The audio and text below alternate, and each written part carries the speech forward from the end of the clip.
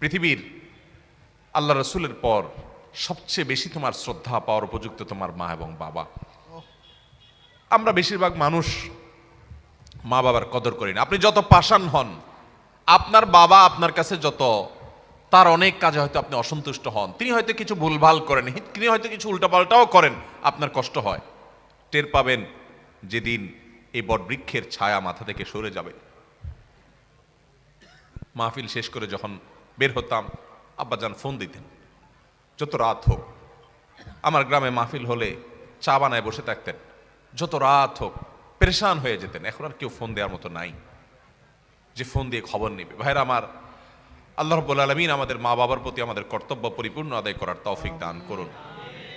যদি আপনি জীবদ্দশায় মা বাবার হকে ত্রুটি করে থাকেন, মৃত্যুর পর তাদের জন্য দোয়ায় ত্রুটি করা যাবে।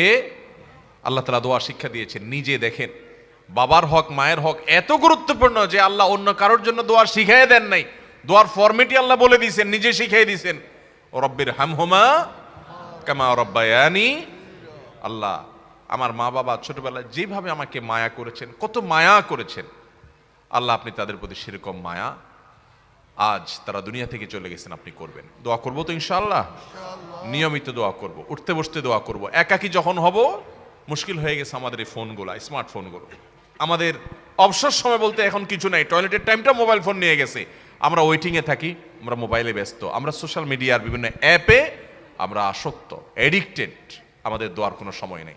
আল্লাহ রাব্বুল আলামিন আমাদেরকে মা বাবার জন্য দোয়া করার তৌফিক দান করুন, মুর্দাদের জন্য দোয়া করার তৌফিক দান করুন।